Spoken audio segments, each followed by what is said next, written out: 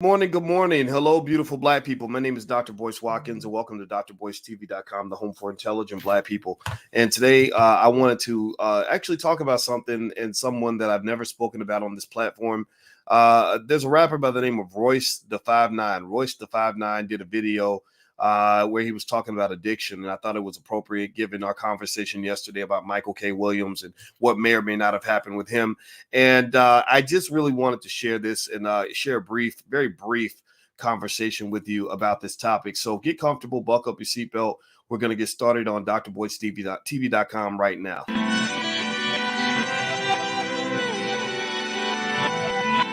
Here we are, clan the isms, cataclysm great. Our people out here struggling, trying to make it in this state.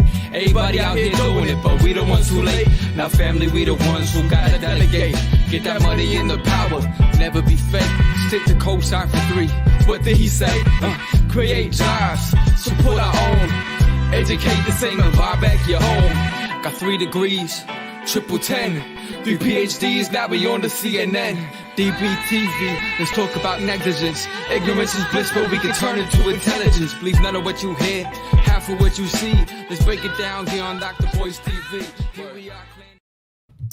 Hey, good morning, everybody. Good morning, good morning, good morning. Welcome to drboycetv.com, the home for intelligent Black people. Now, a little bit later on today, I am going to hit some more financial stuff. I usually talk about financial stuff in the mornings on the Black Financial Channel. That's theblackfinancialchannel.com. But today I wanted to actually start off on a slightly different note. And this is actually to some extent related to Black wealth, just not directly. And this is a very B1 kind of conversation. B1 means that we are Black first. Black first means that we put our community at the top of our priority list. B1 means we solve our own problems. We're not waiting for white people. B1 means that our kids, by the year 2070 is the magic year where our children, B1 children, will lead the world in economics and education, development of families, all the things that matter for Black people. And also B1 means we understand we must be one to be successful. So that means coming together and actually putting together groups and messages and possibilities that are created only when you're working together, only when you come together as families and finding common ground. And that's what the B1 philosophy is all about. So if you agree with that, I hope you put a hashtag B and the number 1 in the chat. That's what we believe in. So let me hop in and talk to you guys about something. And give me a yes or no. How many of you have heard of a rapper called Royce the 5'9"? Royce DA, Royce the 5'9". Like there's another one with DA in his name. I forgot what it who was it? I forgot. There's another rapper with the baby. Yeah, you had the baby, which I'm a grown ass man. I ain't trying to be nobody's baby. I'm not no baby. I'm not no little baby. I'm not no little pump, no little Uzi Vert, no little nothing. I ain't little. I'm big. If I ever create a name, when I was in 6th grade, I swear to God, they asked us to come up with a nickname for ourselves. And they said, "What is your nickname?" I said, "I'm Big Bad Boyce." And I said that when I was 11. So even when I was 11, I didn't want to be the baby. So I ain't gonna want to be a baby when I'm a grown ass man. But anyway, Royce the 5'9", maybe that means he's 5'9". I'm 5'8". So shout out to Royce. Good for you for that extra inch. Royce did a video that somebody sent me. Tierra KJ Williams, aka Miss Black Hollywood, who's a great film director out in Los Angeles, shared this video with me. And I want to give a shout out to both of them for really giving me something to think about this morning. So I woke up this morning, I saw this video, and I said, you know what? I want to share this video, and I want to talk about this video. And I'm going to make it very, very brief, but there's a very quick little kind of 2 cents I want to throw in there. So if you allow me to, give me a yes if it's okay. If it's okay if I do just about 2 minutes of preaching. Just 2 minutes of preaching. I promise you, not self-righteous. You ain't got to do what I tell you. Just me trying to be the OG for a minute, trying to share a perspective based on something I saw. The good Lord told me to share this message today, and I'm going to share it. So give me a yes in the chat if it's okay. If I show you this quick little video and do about 2 minutes of preaching, I want to ask your permission. Okay. All right. Thank you very much. All right. So let me share this video. Do me a favor, hit the thumbs up, share, subscribe button while I do that. I put the video up on my Instagram, a clip of it. You can watch the rest at actually Royce's Instagram page. So I put a link to his page, so you can go follow the brother and check him out. He seems very intelligent. And but I shared a little piece of it on my Instagram, which is the real Boyce Watkins. And because I was so inspired by what he said, and I thought that what the brother said was worth hearing. So that's why this morning I am talking about Royce the 5'9". I've never talked about him before on this platform, but hey, I like intelligent Black people. So hey, this brother, it sounds like he's on to something. So let me pull this up and I'm gonna play this video, and here we go. First drink at 21 years old with Dr. I took my first drink at 21 years old with Dr. Dre. He asked me if I wanted to drink, so I just said yeah. But prior to that, drinking wasn't my thing. So that later became an addiction. And then when we become artists, hip hop artists, I'm talking about black culture, we make records, say other rappers' names in a competitive spirit. And we used to be worried about beef on tracks spilling over into the streets. Now we worry about street beef spilling over onto tracks because that escalates everything. So I came to the conclusion that we being hired to kill ourselves. We come from all these different places of judgment. We eat all the wrong food. We go to the funerals of the people who died a little bit sooner than us.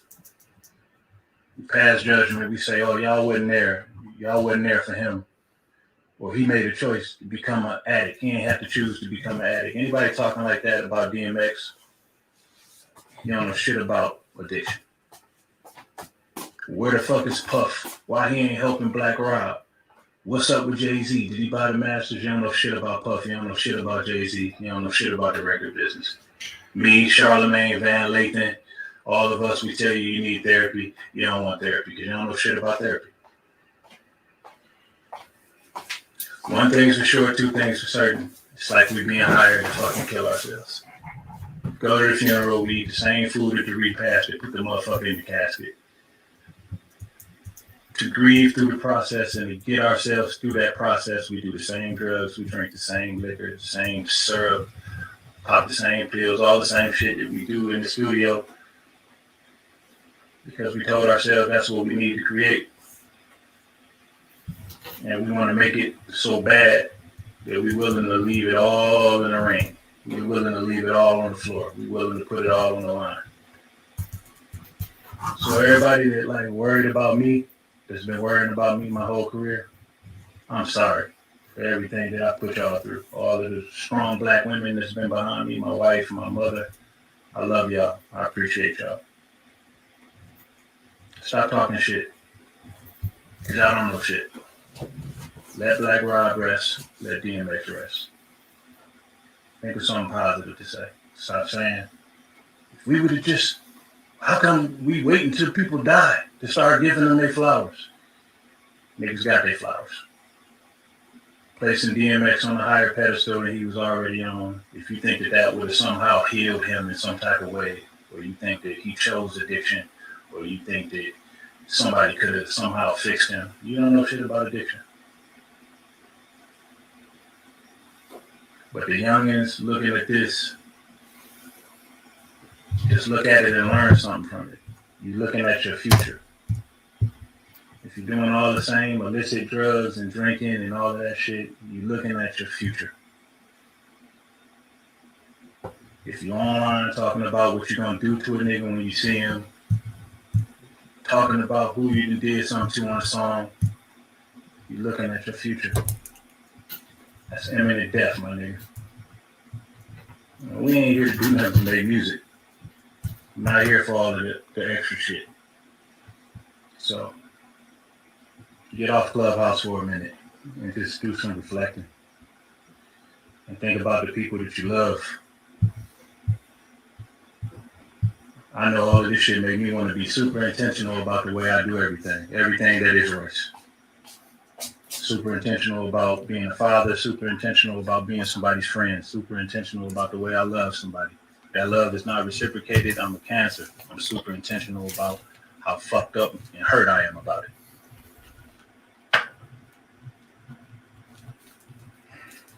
Rest in peace to Black Rob and DMX, and my prayers and condolences go out to the families.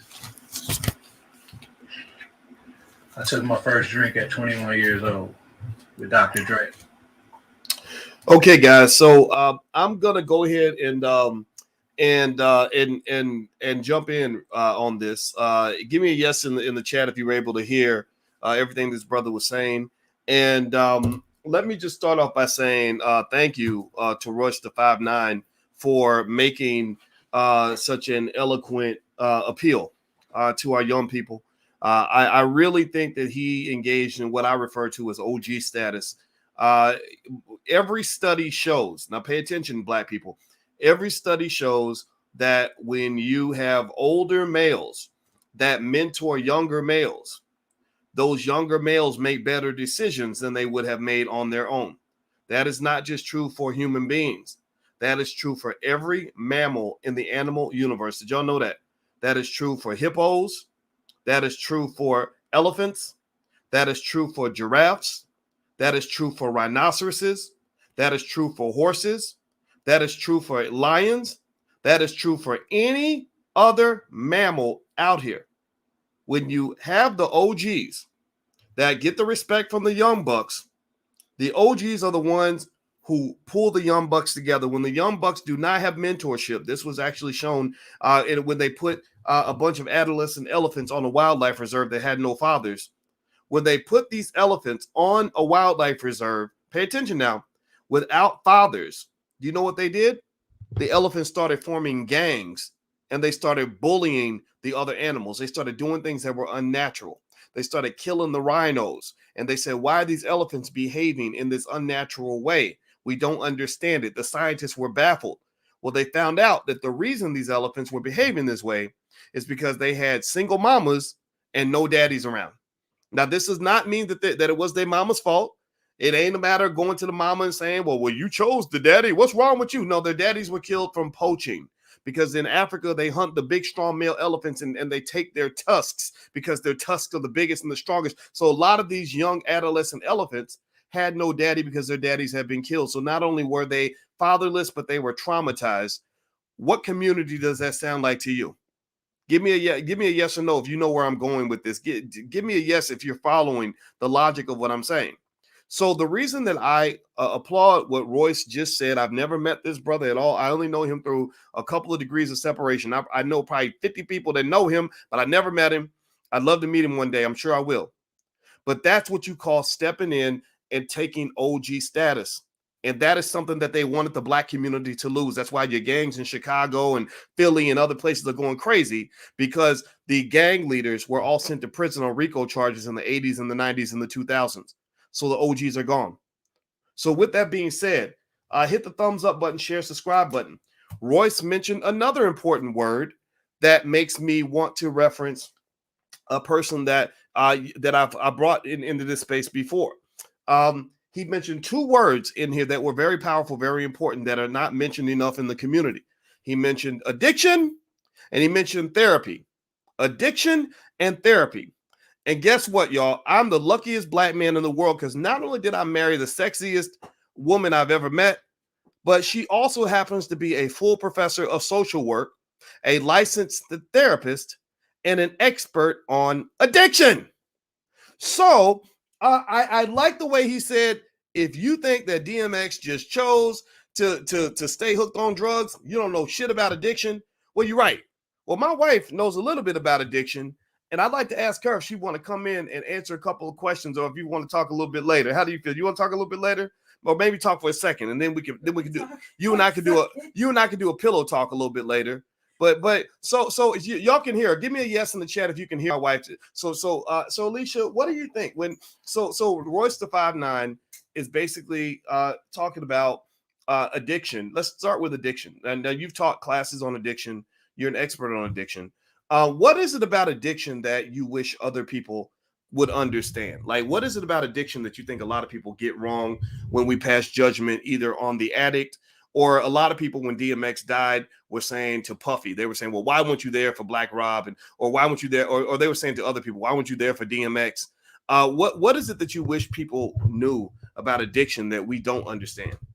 Well, I mean, I think that, hello, Boyce. How you doing? I'm doing good, baby. You look good today. I missed the first beginning because I was in another meeting, and I came down here, and I'm seeing that you're on the screen. This is not our typical pillow talk. Yeah. Okay, so I'm bringing you down because you're in talk mode. Okay, so what is it about addiction? Okay, so I think that addiction is something that happens when you're covering up something.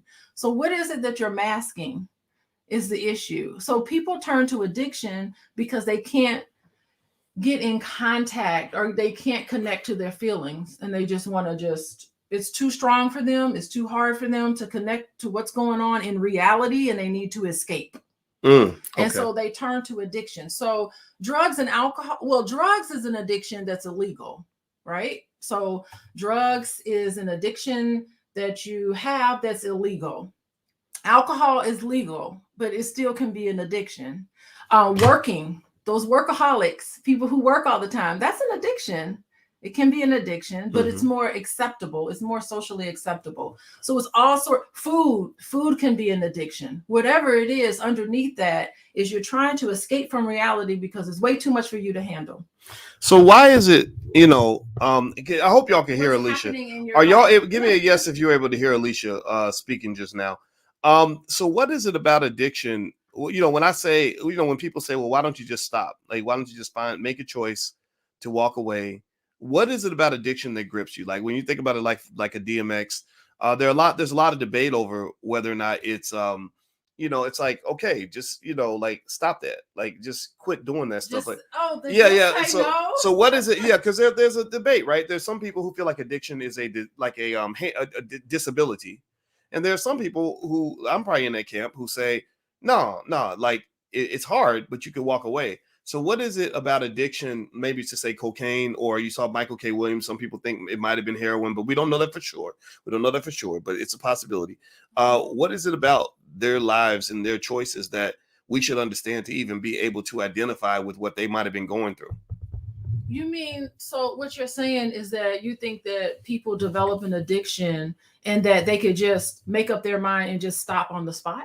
No, I'm saying, what you're saying? I'm not saying that they should. I'm asking you, what is it about addiction what does it do to the brain that causes individuals to become something other than what we think they need to be? Like what's going on in the mind that's making them like a slave to this drug?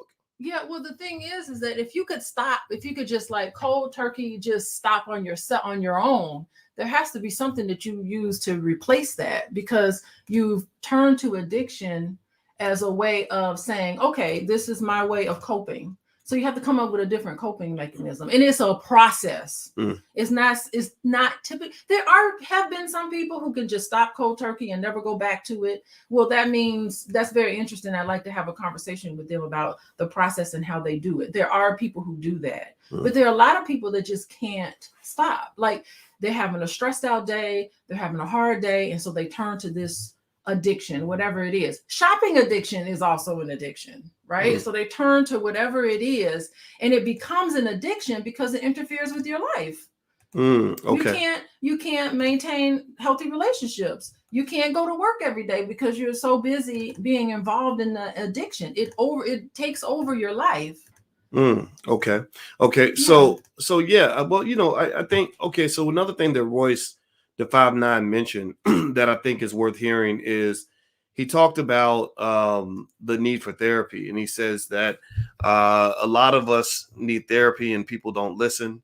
What is it about therapy that you think can benefit guys? Because what he said was, I mentioned to you in the bathroom that he was saying that, he took his first drink with Dr. Dre when he was 21 years old. Not that he was blaming Dr. Dre. He didn't sound like he was blaming Dr. Dre for his alcohol addiction, but he said that's where things kind of went downhill. Okay. So yeah. So what is it about the therapy? Where's the therapy part kind of come in? Is it that therapy can help you deal with your addiction to at least identify why the addiction exists and then find ways to walk away?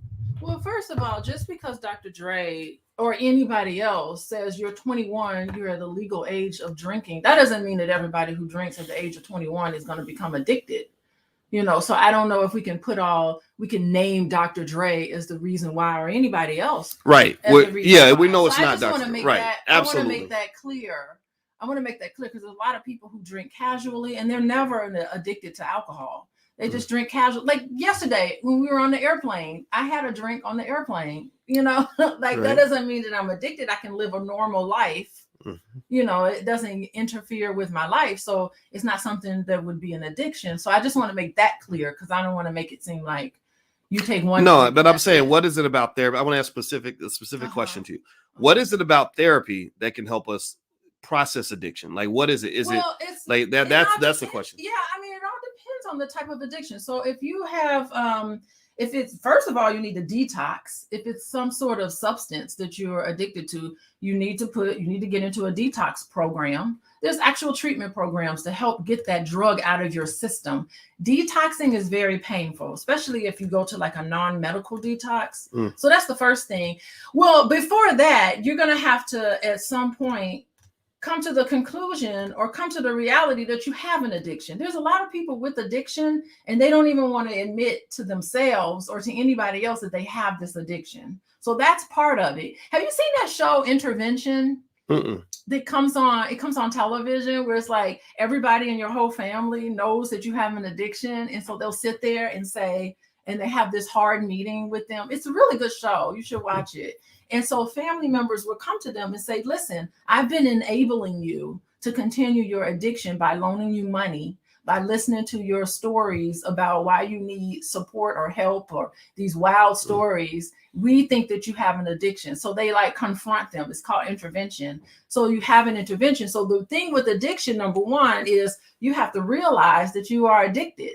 And then you have to be called out on it, because people in your family, because you have to have friends and family to help give you money, because addictions are expensive typically. So you need, support. So that's the first part of it. And really your friends and family are affected by it. So that's usually what really puts someone into a treatment program. But you really can't, to recover from addiction has to be something that you have to do for yourself. You can't do it for your family. You can't do it for your friends. You can't do it for your children. You have to realize, you yourself have to come to the conclusion that enough is enough and I'm ready to change. It can't be anybody else around you making that change for you. So that's the number one thing. Okay. So, and then once you realize I'm addicted, I need to change, this is not working for me, that's when you're ready for therapy, because anything before that, you're not quite ready. And I worked with a lot of people in hospitals. So you're saying that the therapy shouldn't come until you decide that you're ready. So you can't go to therapy and then figure out in therapy that you're ready. Like you can't, because it almost seems to me like therapy, I believe everybody can benefit from therapy. I think therapy is something that is like, I like the way Royce the 5'9" was talking about therapy, and he's an advocate for that, apparently, from what I'm seeing here. I like that idea of just saying, look, everybody can benefit from therapy, even if you don't feel like you're totally ready. If you just say, well, look, I'm gonna go to therapy, be open-minded, give it a try because somebody else told me to do it, I think that's okay too. Because maybe when you're there, you'll then realize why you should be there. It doesn't. You would want it to work that way, but it typically doesn't work that way. And I've actually had couples that I've worked with, and then one person has an addiction, and I'm just like, listen, this relationship may or may not really pan out because this addiction is really getting in the way. I mean, there's other things going on, but the addiction is getting in the way for a couple to proceed with each other. So I say, you have really got, at some point, you either choose the alcohol or you choose your marriage. Which is it? So that sort of thing is really problematic, can be problematic. Because it gets in the way, but you cannot, again, I know that you're making this point about, I'm going to force you into treatment. You can't force nobody into treatment. If that person isn't ready to go into I'm not saying force them. I'm saying, I'm going to tell you the truth. I started therapy because I didn't believe in therapy when I started it. I didn't. I thought, okay, this is corny. This is some liberal BS. Some of it might work, but a lot of it's kind of silly. And I got into therapy. And then as I was in it, I started saying, okay, this is actually pretty good. So I was persuaded of the value of therapy by being in therapy. I didn't need to understand it before I went in. Right. And that's what I'm saying. You're talking about therapy. What I'm talking about is addiction. I'm talking about therapy. No, I'm talking about therapy for addiction. Okay. You have to be ready. Okay. And I do not force. I was going to talk about how I used to work in hospitals, and there'd be people coming in there. They'd be drunk, hungover, all of this. And I would talk to them. I would say, do you have a problem with drugs and alcohol? And they would look at me and say, no. And I would say, thank you very much. And I would leave out of there and spend my time on somebody who's wanting treatment. Okay, so if they say no, I don't. It's not my job to convince somebody. You have to be convinced that you want to turn your life around in terms of drugs and alcohol. You can't. No one else can do it for you. Okay, so let me lay this out here. Here's something I've seen work in practice. Not as a therapist. I'm not a therapist, but I've seen situations where maybe a person got therapy not because they believe they have an addiction, but because they know they have a lot of problems. Okay, and they go to therapy. They're talking through their problems. And then they're led to figure out, oh, I think my addiction might be part of the reason I have so many problems, right? Because you might have a person who is in a terrible financial situation. Their health is a mess. Their relationships are all shit. And then they realize, oh, when I get drunk, I do stupid things. That's why my life is a mess. So I need to confront the drinking, and I only say that just because I remember at a time in my life, I never drank. I never messed with liquor. I've seen, like, when Royce the 5'9" was talking about taking his first drink at the age of 21 and becoming an alcoholic. I saw guys do that. When I was 18, I saw a freshman, a friend of mine, my roommate, who was a good kid, straight A student. And then he pledged a fraternity, and then he started drinking, and he's an alcoholic to this day. And so I never had to deal with alcohol, but I remember kind of sitting down and thinking about my life and thinking, man, I'm not happy with my life right now. And what I realized was that I had people in my life that I needed to remove. I had relationships with others that I was kind of used to, maybe not addicted to, but habits that I'd formed in terms of people that I was used to having around, where I said, I got to go through my own type of detox, which is to reassess my life, every nook and cranny of it. So I can imagine if your habit is, or like, so like food, for example. Food is an addiction a lot of Black people have, even if you don't drink or smoke or anything like that. And my addiction was things like unhealthy food. And then I realized, wait a minute, maybe the reason I'm having these other problems is because I have this addiction to unhealthy food. So by confronting this addiction, I can confront the problems and nip them at the bud. So that's what I'm saying. I think I would imagine somebody could go in and not even know that the addiction is the reason you got all these problems, but still go to therapy. If you got problems, you should be in therapy. If you're not 100% happy with your life, and even if you are, therapy, I think, is always good because it just helps you understand how you work a little bit better. What do you think? Yeah, I mean, yeah, there is some motivational things that you can, motivational tools that you can ask, different questions that you can ask to get people motivated to go into treatment. But, ultimately, I don't want to beat a dead horse, but ultimately it is the addicted person that really needs to deal with what's happening with them. And yeah, and that's true that some people do go into treatment because a loved one says, hey, we need couples therapy. And they'll bring them in, but that's a really nice way to have yet a third person be able to say, look, you have an addiction. What your husband is saying to you, makes sense. You have this addiction. So there have been times like that, but ultimately it is the up to the person. And the thing is that when you take away somebody's addiction through a detox or something, you take away someone's addiction, that's where all the raw feelings come about, because the addiction, remember, is an escape from really deep-seated feelings that you cannot deal with. So if you take the addiction away, somebody needs to be there with you to help sort through all of the emotion that's going to come to the surface because you've been living so long masking it and covering it all up by escaping mentally or escaping through shopping, retail therapy. A lot of people have retail therapy. You're escaping all these other ways. Yeah. That people do. And it's a dopamine rush. Like, oh, I'm going to order that item on Amazon and it shows up at the door and you're like, woo, there's something at the door for me. Well, it's a dopamine ruch. Yeah. Well, I do agree. I mean, I definitely think that dopamine rush is something that we all dig into, whether it's, what we, through the food we eat, or, sex, or through, alcohol, drugs. I personally kind of think at some point everyone should have, I think a coping mechanism is okay to some extent, as long as it's a healthy one, right? So if your coping mechanism is, I want to get a runner's high by going running, you're addicted to running. Okay, that's cool. Nothing wrong with that. I've seen people that are addicted to therapy. They're addicted to self-help. Literally every morning they get up. Seriously, I think that's okay too, right? Like every morning they'll get up and they they feel like they need to have some motivation, or Okay. you know, So and you're I don't see that's such a bad well, addiction. What do you you're think? using the word addiction, and I don't think that's probably the right word. What's the definition of an addiction? I mean, the addiction is you can't go without it. You know, where it takes over your life. Okay. You can't go to work because you're so busy trying to get your next hit.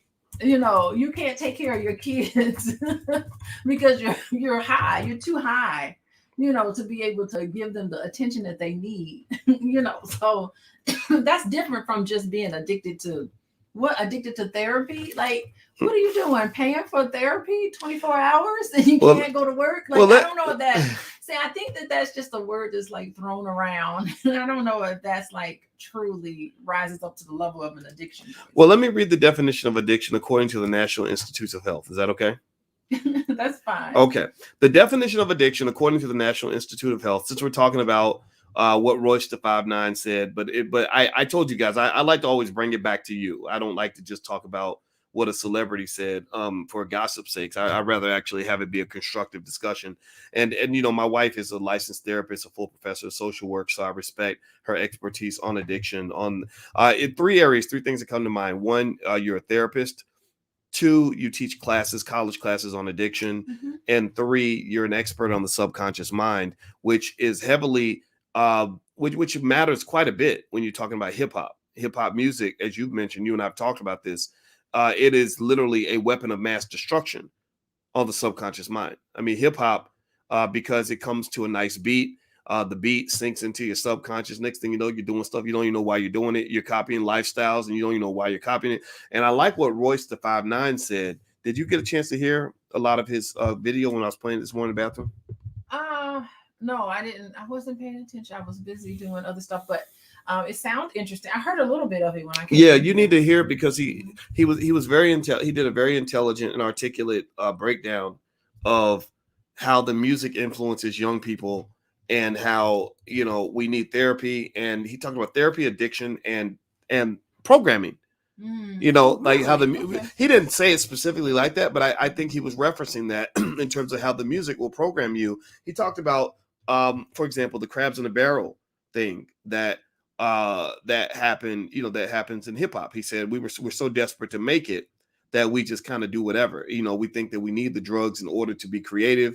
He said that he took his first drink at 21 because Dr. Dre offered it to him, and he was like, "Oh well, I want to take the drink from Dr. Dre." Hold on. Yeah, you know what you just said? Using that drugs puts you in another altered state where you can be creative. That's real, right there.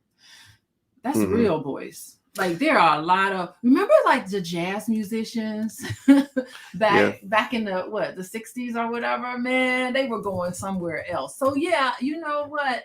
Actually, yeah, those drugs, you know, the thing is that you can get to it on your own. You don't really need synthetic material to go to another place. If you really practice, you can get there by yourself, but the drugs can get you there faster.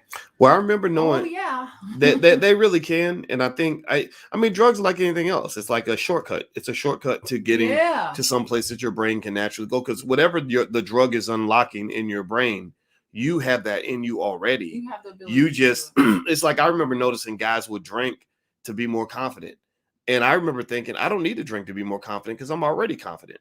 You know, I'd rather be naturally confident than to need liquid courage, right? To hell with that. I don't want no liquid courage. I want solid courage. I want real courage. You know, like, I don't want fake courage. I want substantive courage. So I do agree with that. That part I've seen personally. Let me read the definition of addiction. Do me a favor, everybody. Hit the thumbs up button, share, subscribe button. Thumbs up, thumbs up, thumbs up right now. I'm talking to my wife, Dr. Alicia Watkins, and we're kind of doing a kind of a deeper dive into what Royce the 5'9" said. I started off playing this video, and I had a couple of my points to make, but my wife walked in, and since she's an expert on addiction and therapy and the subconscious mind, all these areas that Royce was bringing up, I thought I would kind of dig deeper into that and bring her into the conversation. So, by the way, if you want to follow Alicia, you can follow her on Instagram at Coaching with Dr. Alicia, or you can go to coachingwithdralicia.com. She does see clients and does a lot of couples therapy and individual therapy, stuff like that. So feel free to go to her website if you want to learn more.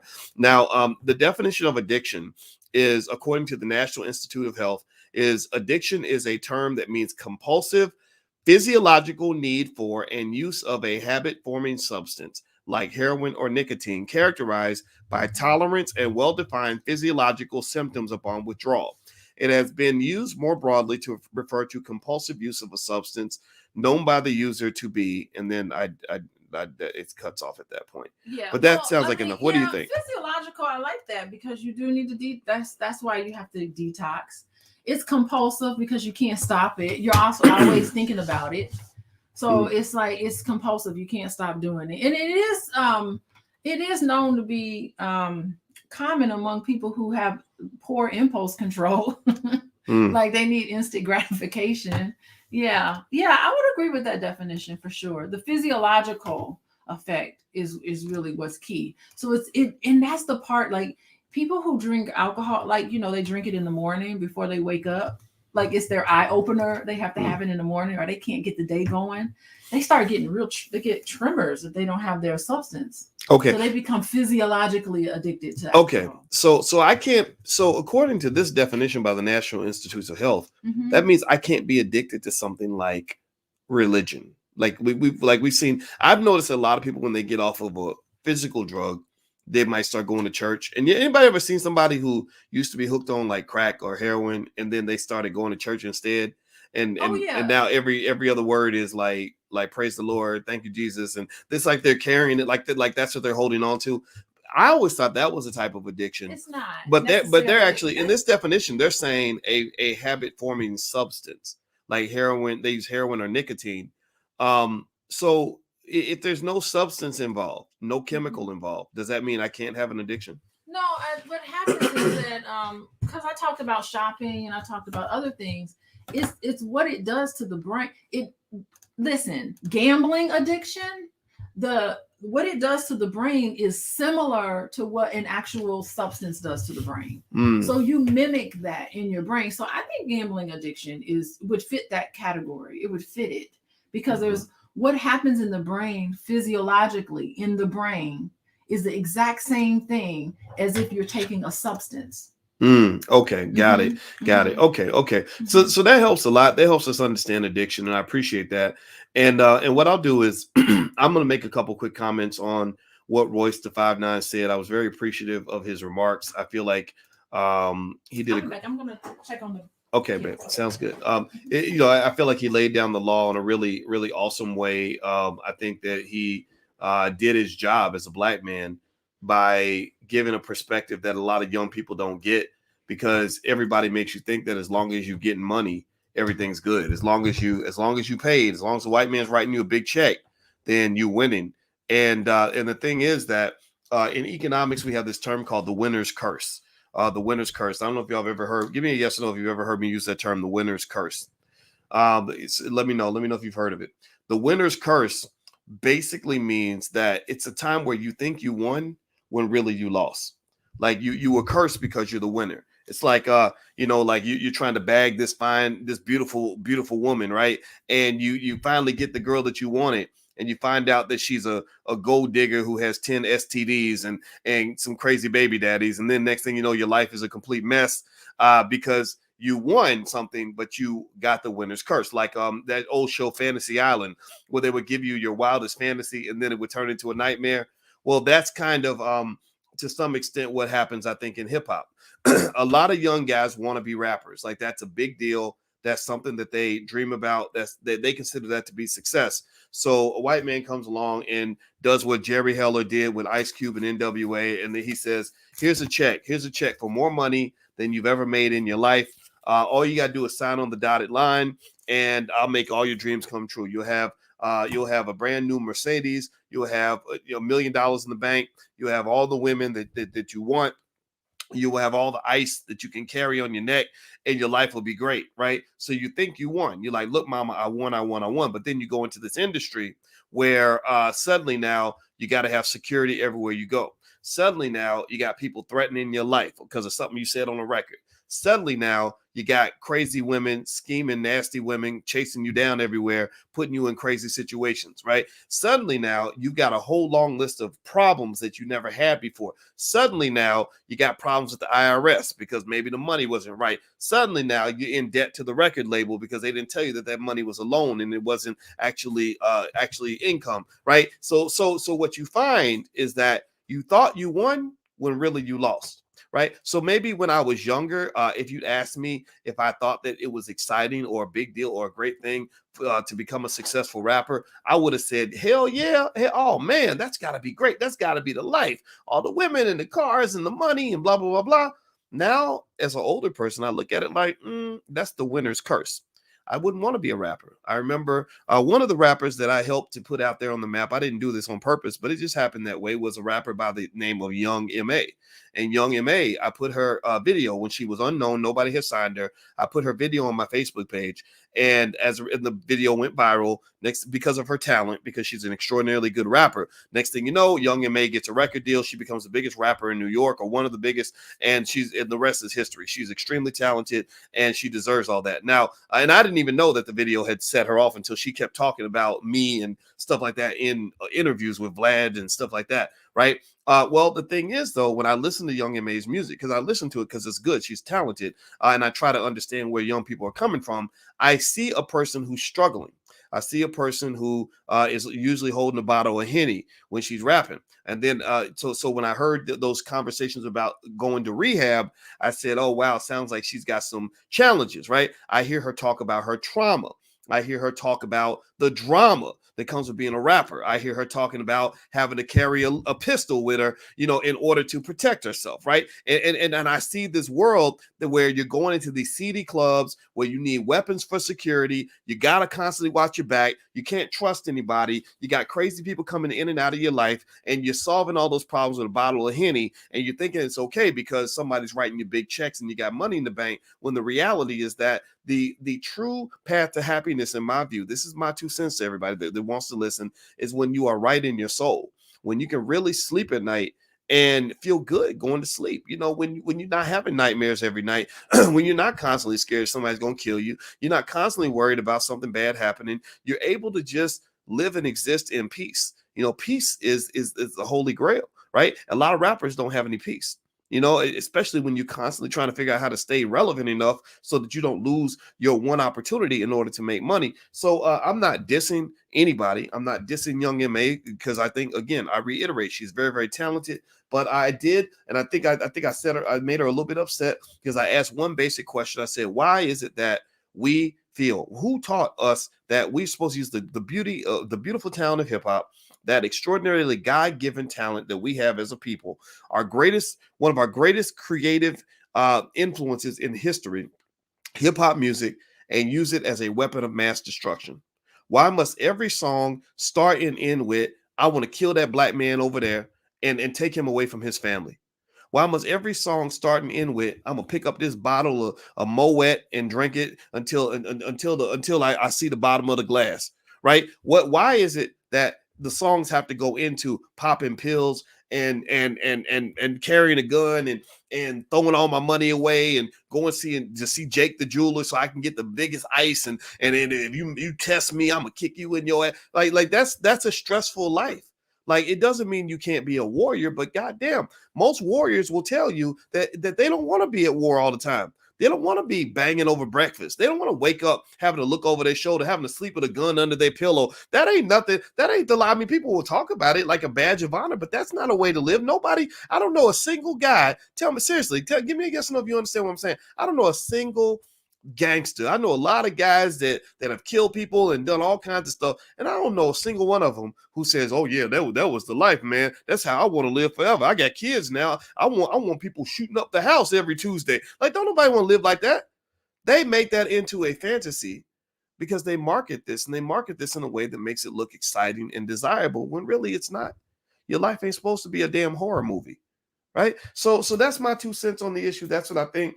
I think that Royce did a great job with this video. I'm very, very proud of him for doing it. I have a tremendous respect for what he said in this commentary. And again, I put a piece of the video up on my Instagram, which is the real Boyce Watkins. Feel free to follow me on Instagram.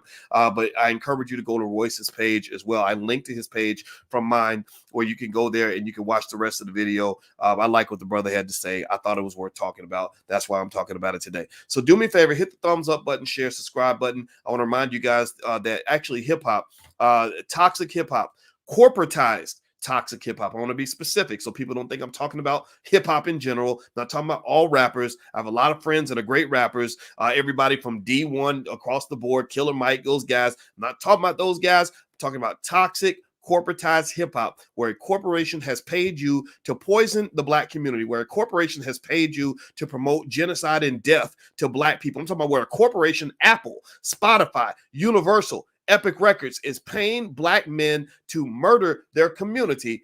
That's what we're going to talk about at the convention. We're going to have a whole panel on this. Sugar T and some other people are going to be on the panel. Akila Nihunda, who's a great rapper, is going to be on. A lot of great people are going to be on the panel. And we're going to do this at the All Black National Convention. It takes place in Orlando the weekend of October 29th. If you want to come down, I hope you'll come down. It's a great family reunion. You can go to allblacknationalconvention.com. The URL's on the screen. And if you want to get a discounted hotel, there are a few rooms that are at a steep discount. You can go to abnchotel.com. The hotel is beautiful. It's called the Omni. It's luxurious. There's 9 restaurants. You're going to love it. It's going to be a great time. So anyway, I'm out of here, guys. Please hit the thumbs up, share, subscribe button on your way out. And I will talk to you all soon. Please have a good day. I love you. Peace.